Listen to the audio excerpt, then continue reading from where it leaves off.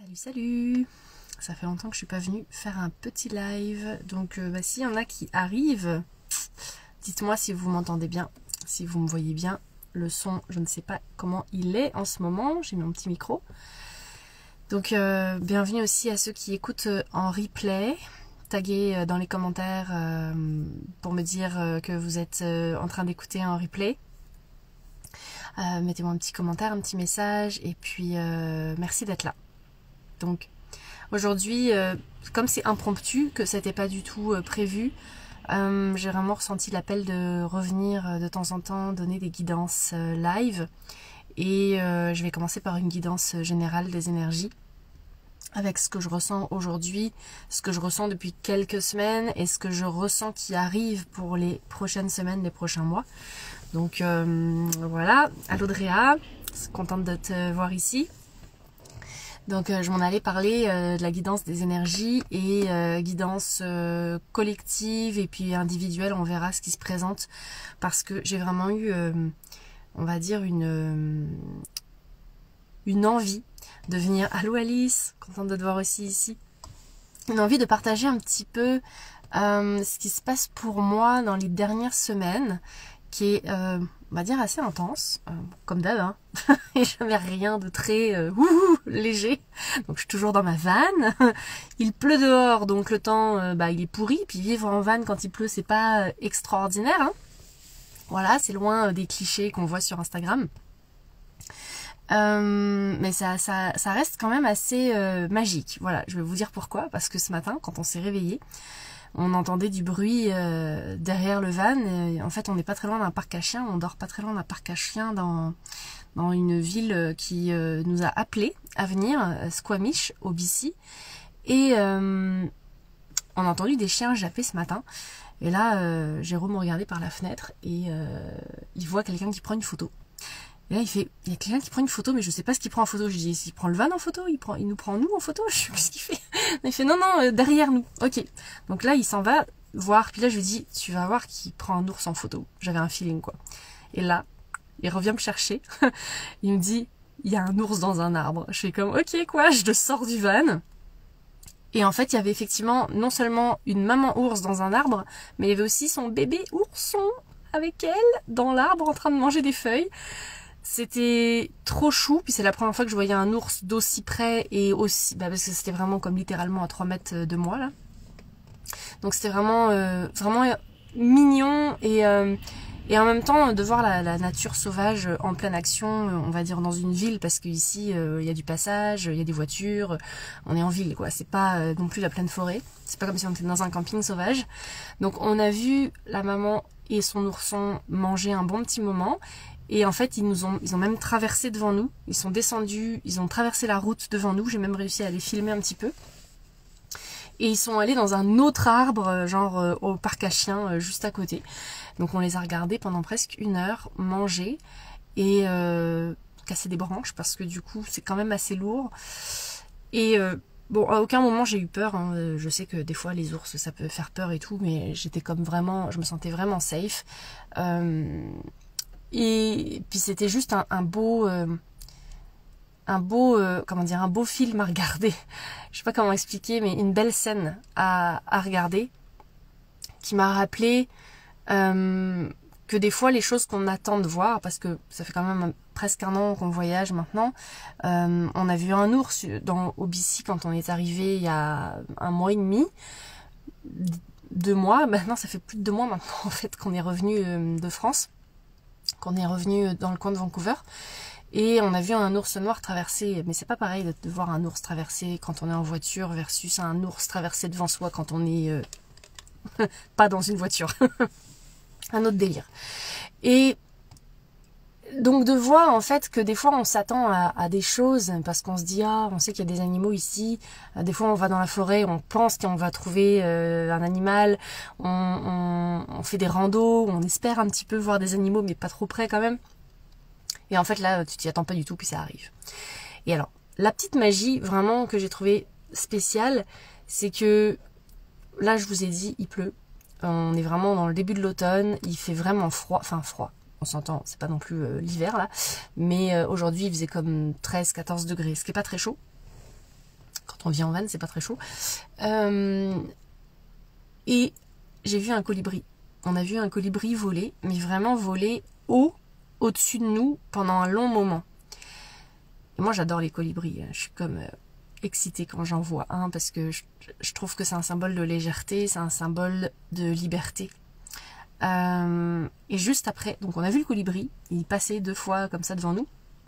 Et juste après, j'ai vu une libellule. Mais là, il n'y a pas de point d'eau à côté. Donc là, je fais comme, ok, enfin, pas tout proche, tout proche. Là, je fais une libellule, un colibri, des ours. Et là, 2 secondes après, on voit 2 oiseaux bleus. C'est pas des geais bleus, mais ça y ressemble beaucoup. Parce qu'en fait, ils sont plus noirs sur la tête, avec une crête. C'est comme des petits oiseaux punk. Et ils ont une belle queue bleue foncée. Et moi, j'avais mon pull bleu aujourd'hui. Donc, je me suis dit, ah, c'est marrant. La symbolique. Et ils venaient, donc ils étaient dans les arbres juste autour des ours. Donc on a vu ce spectacle-là. On venait juste de se réveiller là, en pleine ville. C'était juste magique. Et j'avais envie de partager parce que je trouve que c'est juste beau de voir à quel point la nature s'invite dans notre quotidien, même quand on est, on va dire en ville. Parce qu'on habite quand même en ville, même si c'est pas une grosse ville, Squamish. Et en ce moment, on est en train de se chercher un endroit pour rester l'hiver, mais on veut pas le vivre en van parce que on l'a fait l'année passée et on était plus dans le sud des États-Unis, donc il faisait meilleur. Et là, on aimerait trouver une maison. Et on s'est lancé dans une recherche de gardiennage de maisons et d'animaux. Donc voilà, c'est comme la petite update personnelle là dans l'histoire de la van life. Mais pour l'hiver, on a peut-être un plan à partir du mois de décembre sur la Sunshine Coast. D'ailleurs, c'est toi Alice qui m'a parlé de la Sunshine. Il y a pas, enfin, je sais que tu y as été.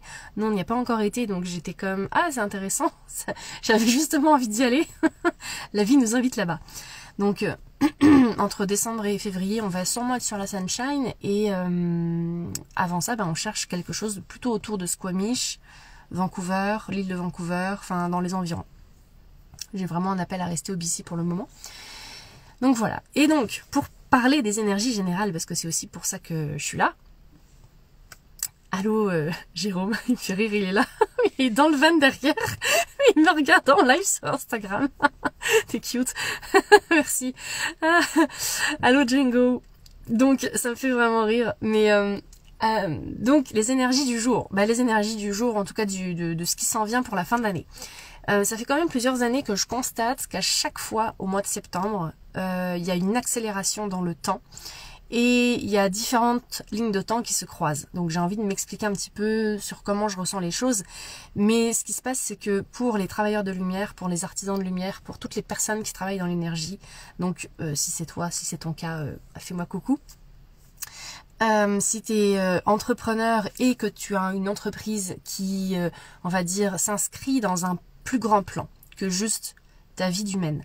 C'est-à-dire que ton business vient répondre à, on va dire, un besoin collectif, d'avoir un impact sur le bien-être et sur l'évolution de l'humain. Où s'en va l'humain dans les prochaines années? Et que tout ça, tu le fais avec une connexion subtile, non seulement à l'énergie, à ton essence, à ton higher self, mais aussi à ce que moi j'appelle Dieu, ce qu'on appelle l'univers, ce qu'on appelle l'intelligence suprême cosmique qui nous a tous créés, donc le créateur, la créatrice de toute vie. Si tu te sens connecté et que ton entreprise, elle s'inscrit dans cette énergie-là, tous les ans, entre septembre et décembre, mais plus particulièrement entre septembre et mars, donc on va dire les 3 derniers mois de l'année, 3-4 derniers mois de l'année, puis les 3 premiers mois de l'année, il y a une grosse accélération qui se passe. Donc, on a des ouvertures de lignes de temps qui se passent pour les entreprises du Nouveau Monde, c'est comme ça que je les appelle, les entreprises du Nouveau Monde, où on a des possibilités de saut quantique, on a des possibilités de rejoindre notre clientèle d'âme, on a des possibilités d'ouvrir vraiment en grand le champ des possibilités dans ce que nos entreprises sont venues créer sur Terre. Pour moi, et de ce que je capte, on surfe un peu sur cette vague-là. Donc quand on est connecté à ça, on vient donc répondre à ce que l'univers nous envoie comme énergie pour créer ces projets-là. Mais on vient aussi donc les amener dans la matière. C'est comme si on était capable de canaliser l'énergie subtile collective pour créer des projets, des offres de services, des programmes, des accompagnements, des business qui sont complètement dans ce que le collectif a besoin d'avoir en ce moment. Alice te dit « I feel it », j'en suis persuadée parce que je sais que tu as un projet qui est en plein développement puis en pleine expansion avec ton sanctuaire des sorcières qui répond à un besoin du collectif, c'est une évidence. Pour moi, c'est évident que ça a été divinement inspiré. Et on arrive sur des projets qui sont de plus en plus grandioses à ce niveau-là. Donc, on a un besoin non seulement de s'ancrer, de s'entourer, de faire confiance et surtout de s'éloigner de toutes les distractions qu'on peut voir un petit peu sur les réseaux sociaux, mais qu'on peut aussi ressentir parce que la vie va nous amener peut-être des fois à prendre des chemins détournés pour arriver à nos fins. Et là où on me demande d'agir puis de faire appel à... Enfin, que ma guidance elle vient probablement amener de l'éclaircissement, de la clarté et de l'ancrage pour les personnes qui sont dans ce cas-là, donc les entrepreneurs qui sont en train de créer des projets pour le bien collectif.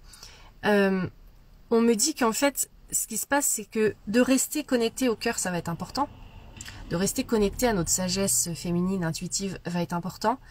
Mais de connecter encore plus à la foi que on est soutenu, même si on n'en a pas l'impression. Parce que moi, en ce moment, c'est vraiment ça que je vis. C'est-à-dire, on nous teste pour vérifier. Pas pour vérifier, j'aime pas ça. Puis c'est pas vraiment que l'univers nous teste. C'est pas les bons mots. En tout cas, c'est pas les bons mots. Mais on nous demande d'avoir quasiment une foi aveugle et d'avancer même si on voit pas clair. Même si on sait pas ça va être quoi le prochain pas. Mais d'avancer quand même. Parce que si tu réponds à l'appel, c'est pas ton âme, parce que pour moi là c'est vraiment le higher self, puis c'est vraiment le plan divin. Si tu réponds à l'appel du plan divin et que tu es dans une énergie de service et de contribution, parce que c'est hyper important que ce soit dans une énergie de service et de contribution. Bien sûr tu peux le faire pour toi, parce que pour toi d'abord, parce que de toute façon tu es cette conscience là en action. Mais parce que tu le fais pour toi, tu vas l'offrir au monde.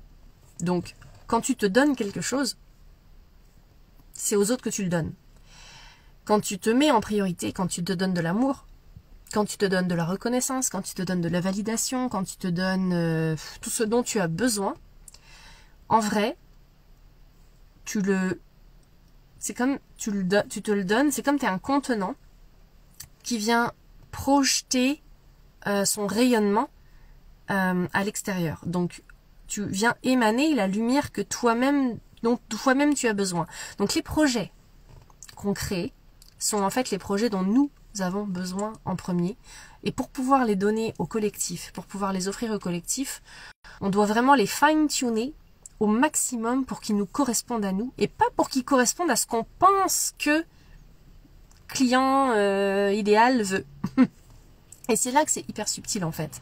C'est que on peut se perdre. En tant qu'entrepreneur, on peut se perdre sur des apprentissages marketing qu'on a eu, des expériences qui nous ont peut-être challengés, évidemment, il y en a, des initiations. Mais ce qu'on oublie tout le temps, en fait, on nous apprend en tant qu'entrepreneur à penser à ce qu'on veut, à notre client d'abord. On nous apprend à penser à notre client d'abord. Mais en fait, c'est à nous d'abord qu'on doit penser parce qu'on est cette conscience-là dans l'action. Je vais essayer de m'expliquer un peu plus clairement. Donc, c'est comme si on était Dieu nous-mêmes. En fait, on est la source. On est la source. Donc, ce que je reçois comme information, c'est la source, c'est-à-dire une version de moi-même dans une autre dimension qui me l'envoie, qui me le donne pour que je le que je le concrétise, que je le transmette, que je le concrétise. Nos business ne sont que des prétextes. Nos offres et nos programmes ne sont que des prétextes pour avoir des vaisseaux, pour transmettre la voix de cette conscience-là. Donc la forme que ça prend, il faut qu'elle nous plaise. Parce que sinon, ça veut dire que on est à côté de notre plan divin, on est à côté de notre champ. Donc si moi ce que je propose, ça me plaît pas, je vais pas avoir envie de le vendre, je vais pas avoir envie de le proposer, je vais pas avoir envie d'en parler.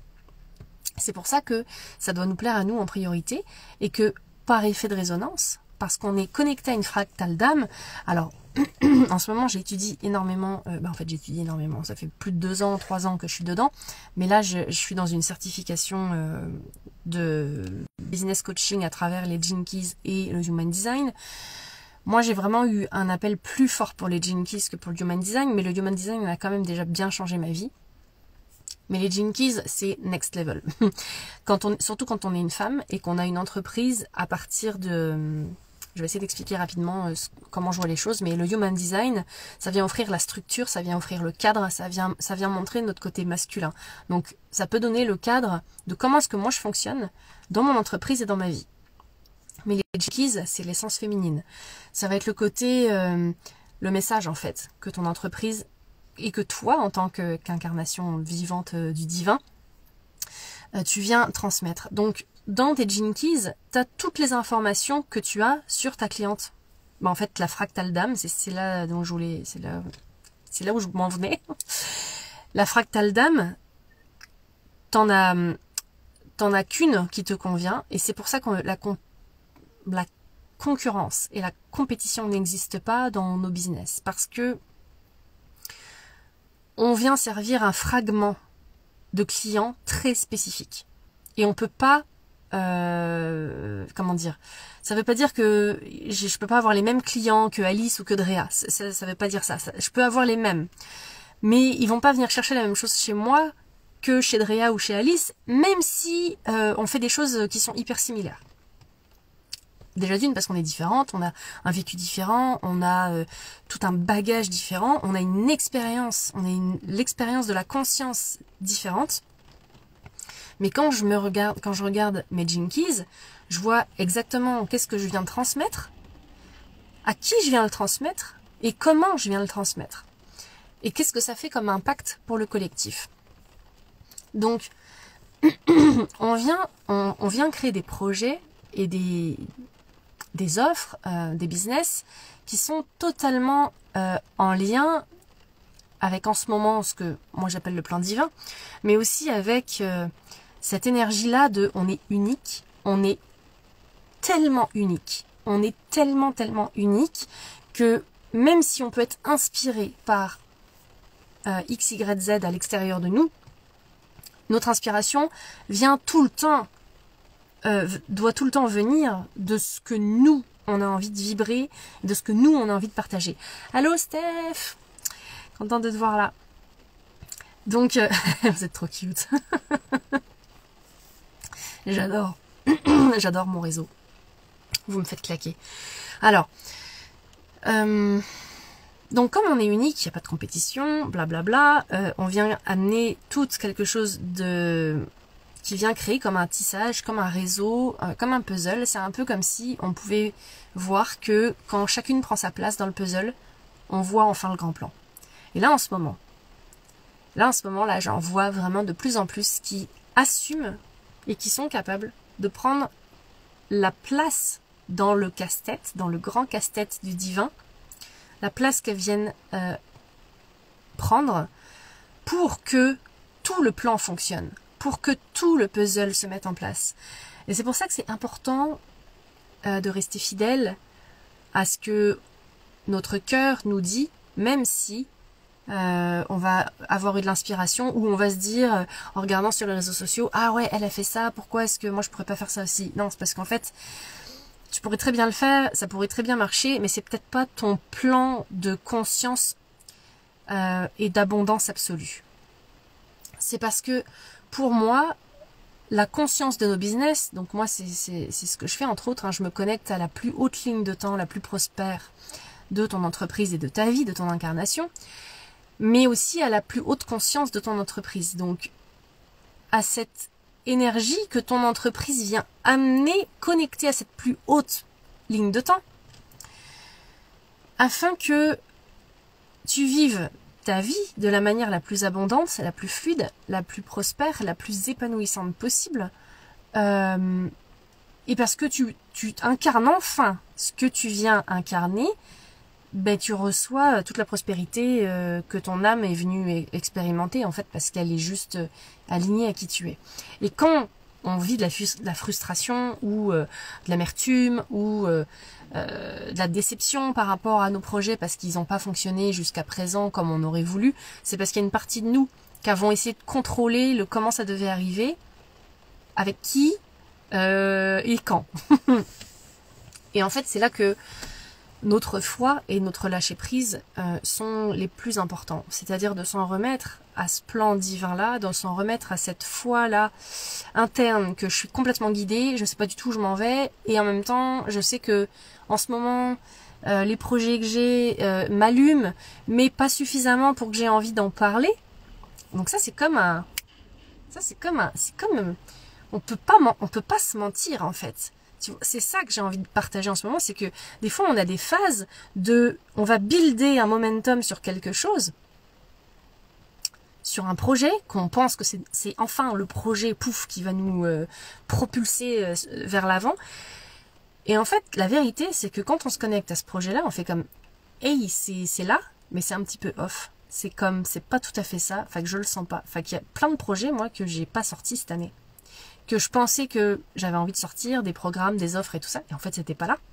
Et je me disais, mais bah en fait je canalise des nouveaux trucs qui sont merveilleux, mais je sens que c'est pas pour tout le monde, et je sens que c'est pas le bon moment non plus. Et en fait, tout simplement, des fois, il y a juste des étapes qui se mettent en place. Donc la vie nous amène ces étapes-là de manière, on va dire, plus subtile et intuitive, pour fine-tuner, peaufiner le projet dans lequel on est vraiment censé s'investir, mettre son énergie et dévoiler au monde. C'est comme si, en tant qu'entrepreneur spirituel, on avait fait plein de fausses couches avant, et qu'à un moment donné, on est prête, genre le bébé est prêt à sortir, et c'est le vrai bébé, celui qui va naître, qui va être vivant, puis qu'on va faire grandir, évoluer, et qui va comment dire, avec lequel on va prospérer, en fait, jusqu'à la fin de nos jours, ou jusqu'à ses 18 ans, enfin, voilà. Donc, dites-moi comment ça résonne. Je voudrais qu'on ait un petit peu des interactions. Alice, tu dis, j'aime tous tes mots, boum. Salut Annie. Je sais pas si Rebelle, Drea, vous êtes encore là, mais en tout cas, dites-moi comment ça résonne. Dites-moi, c'est quoi les challenges que vous vivez en ce moment avec vos entreprises, vos projets. Ce serait quoi la prochaine étape dans laquelle vous aimeriez avoir du soutien ou de la guidance, parce que là, je suis live. Donc, si jamais vous voulez avoir de la guidance live, on peut y aller. Donc, shoot ce que t'as envie de me partager. Toi, tu dis, Alice, que tu l'as senti avec le sanctuaire, que c'est ton bébé vivant. Ouais, mais c'est exactement ça, en fait. Et en fait, il y a de l'espace. Ce que je ressentais ce matin, c'est qu'il y a des lignes de temps qui sont en train de se fermer en ce moment jusqu'à fin octobre. Donc, au 31 octobre, on le sait, c'est Samhain, c'est la fête, le sabbat des sorcières, c'est ce qu'on appelle Halloween. Mais jusqu'au 31 octobre, on va être en train de fermer plein de lignes de temps. Donc, c'est vraiment pas confortable.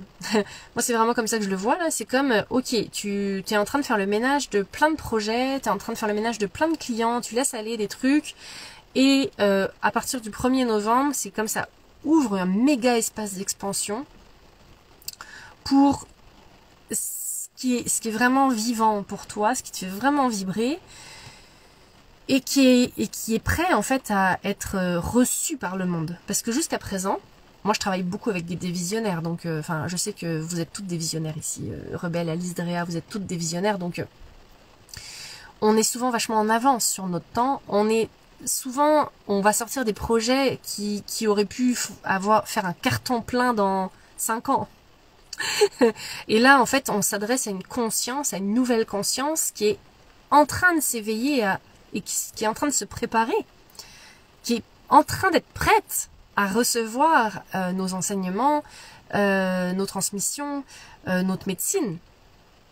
Et c'est ça qui est vraiment challengeant, c'est de sentir qu'en fait on est en avance sur notre temps, en même temps qu'on a accès à tellement, j'ai plein de frissons quand je vous en parle, mais qu'on a accès à tellement de sagesse, qu'on a accès à tellement de médecine, que c'est presque overwhelmant, c'est presque too much, c'est presque trop. Des fois moi je me sens trop dans...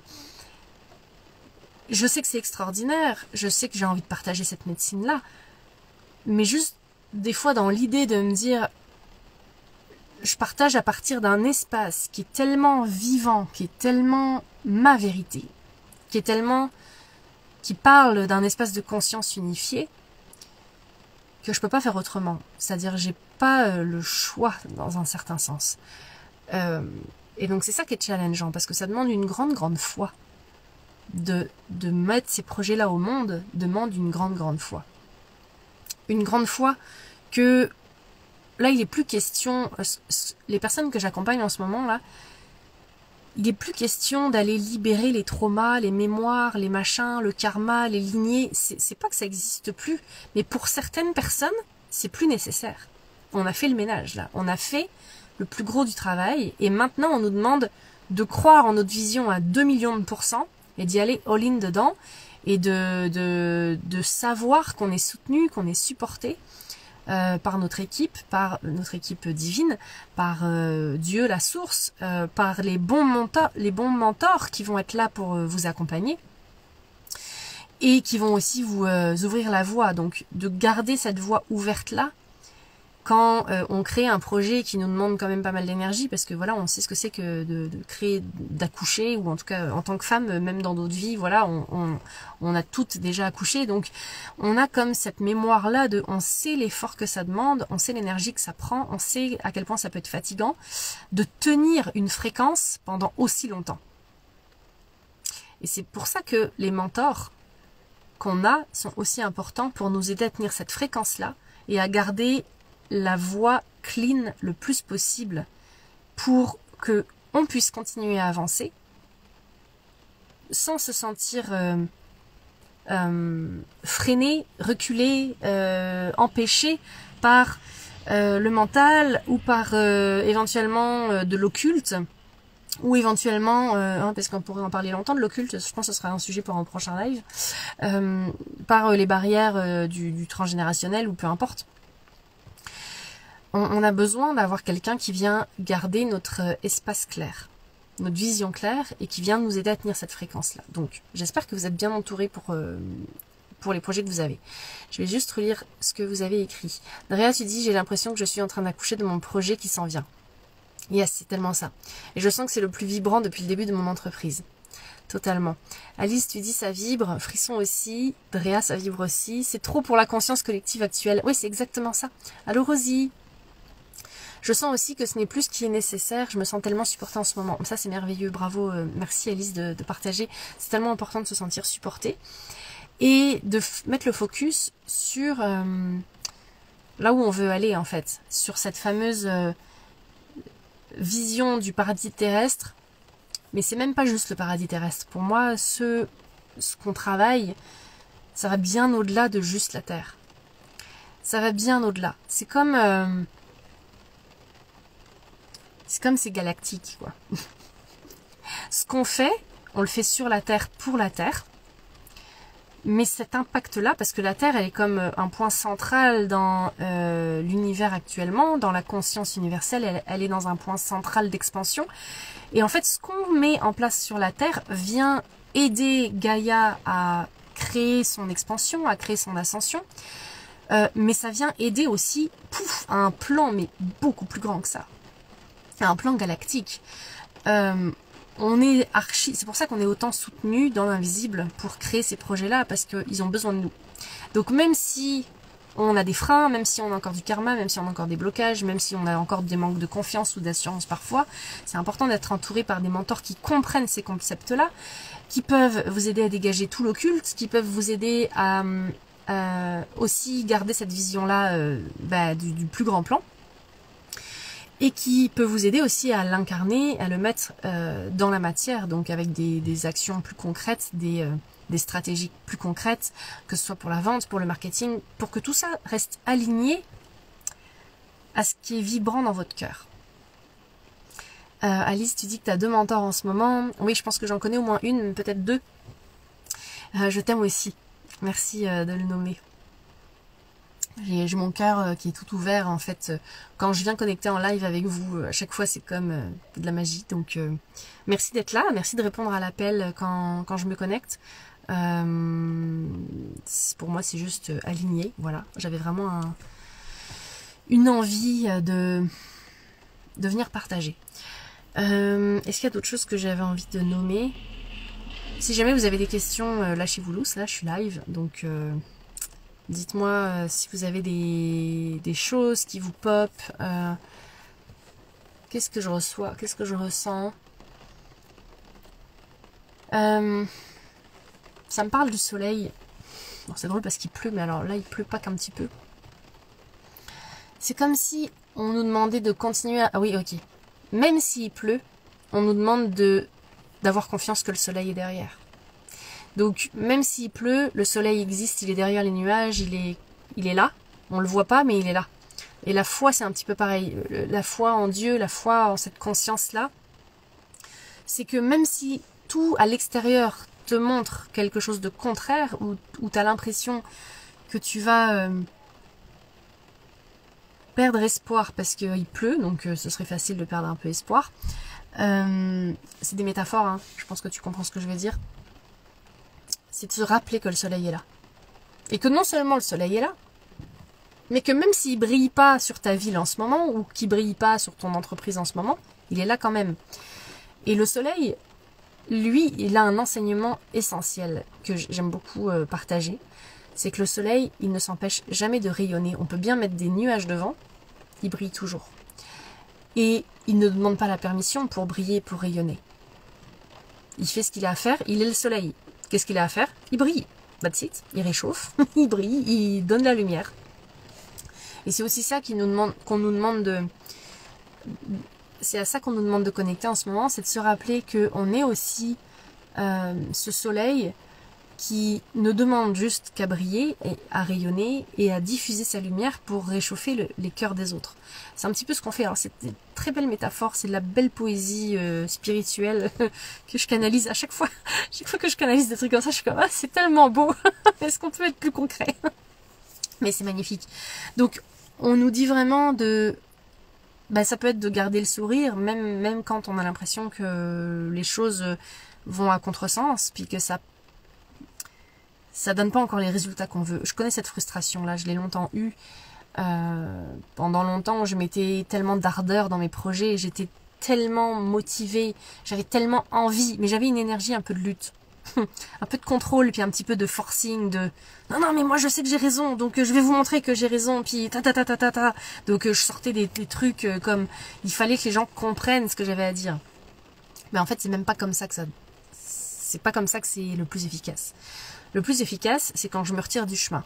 C'est quand je laisse mon ego vagabonder à faire autre chose. Mon ego, il a envie de contrôler ce qui se passe par rapport au van ou par rapport à la vie quotidienne en ce moment. C'est parfait, je vais le laisser prendre le lead là-dessus.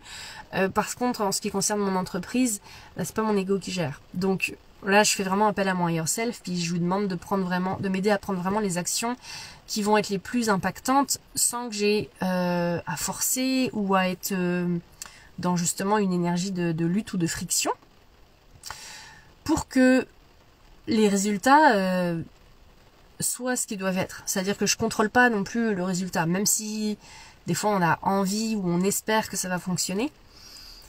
On reste humble et on reste, je peux pas dire neutre, mais on reste au point zéro. Hein, le point zéro, c'est pas la neutralité. Hein. Le point zéro, c'est vraiment un espace de création et de destruction, d'expansion et de contraction constant. Donc c'est comme une respiration, en fait, les deux existent. Et c'est ça le point zéro, en fait. Et quand on est au point zéro, c'est qu'on a accepté toutes les polarités, on a accepté le négatif, on a accepté le positif, et on les a unifiés ensemble. Et c'est comme, ça nous donne une énergie plus magnétique, ça nous donne un momentum. C'est comme c'est plus facile de surfer avec la vague de l'émotion, même quand elle est négative, plutôt que de la mettre sous le tapis et de ne pas s'autoriser à ressentir vraiment ce que l'émotion vient nous apprendre. Parce que la force de l'émotion qu'on a, elle est puissante pour la création. Elle est puissante pour nous amener à aller encore plus loin dans nos projets.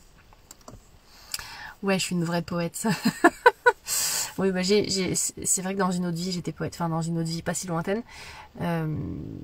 J'ai publié des poèmes il y a 8 ans. Mais ça me paraît loin maintenant. Donc, je ne sais pas si c'était inspiré à ce moment-là. Je pense que tout est toujours inspiré. Mais des fois, ça dépend. Ça, c'est un autre concept aussi que j'aime bien partager. C'est que nos business, au début, on les crée à partir de nos blessures. Donc, on ne sait pas pourquoi elles sont importantes pour nous parce que c'est comme nos bébés, puis qu'on a envie de les mettre au monde et de partager ce qu'on a à dire, on a envie de partager notre vérité. Et en fait, on s'en rend même pas compte, mais souvent ça part d'un espace blessé. Et l'entrepreneuriat, c'est le plus beau catalyseur d'évolution spirituelle que je connaisse. Parce qu'au fur et à mesure du chemin, on est amené de toute façon à dépasser nos peurs, on est amené à dépasser, à transcender les peurs, les blocages. Ça nous demande énormément de courage et de résilience, d'adaptation aussi, d'adaptabilité. On le voit déjà juste dans les 4 dernières années. Tout ce qui a changé sur les entreprises, pour les entreprises en ligne, tout ce que ça a changé. Et on apprend à surfer sur la vague et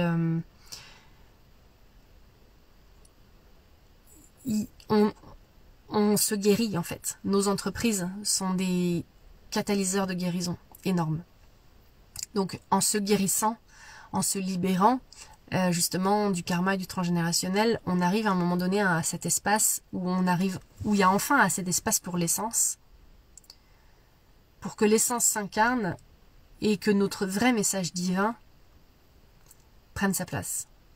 Parce que et il y a toujours des couches d'évolution, dans le sens où le message divin que tu as aujourd'hui, dans 1 an ou dans 2 ans, il sera peut-être complètement différent.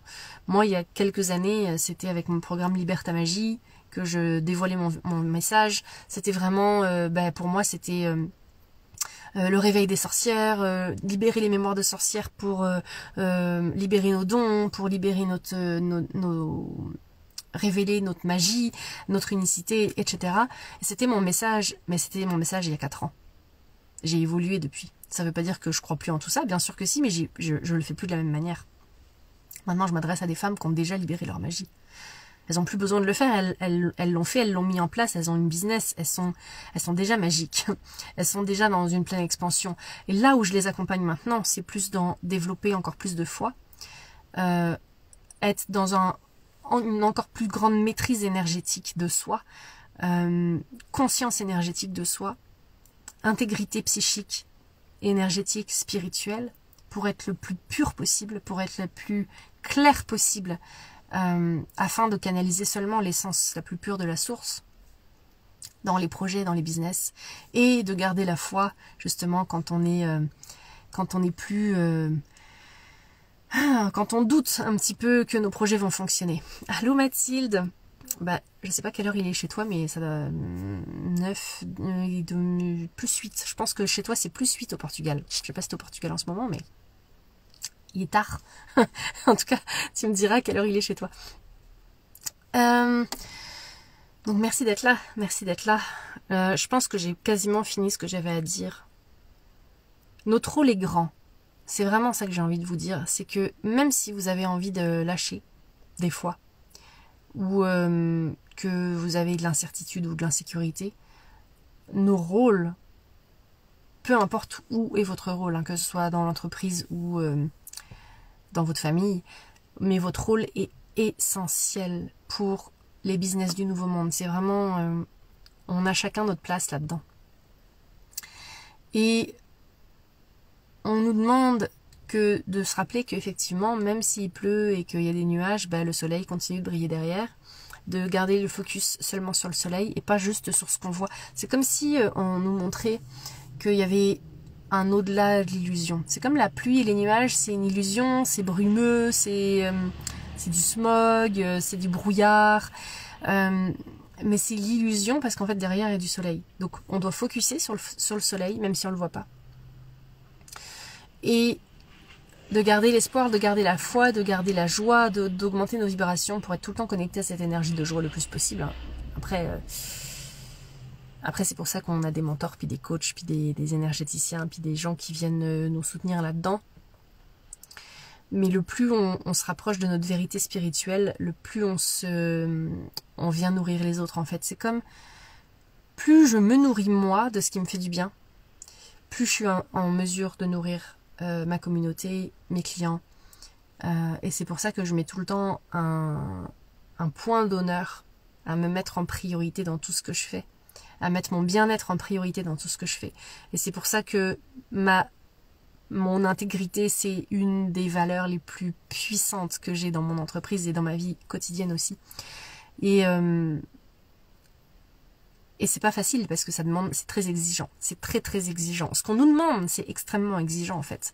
Ça nous demande beaucoup de courage, ça nous demande beaucoup de résilience, beaucoup de capacité, mais qu'on a les moyens de mettre en place en fait, on a les moyens d'œuvrer là-dedans.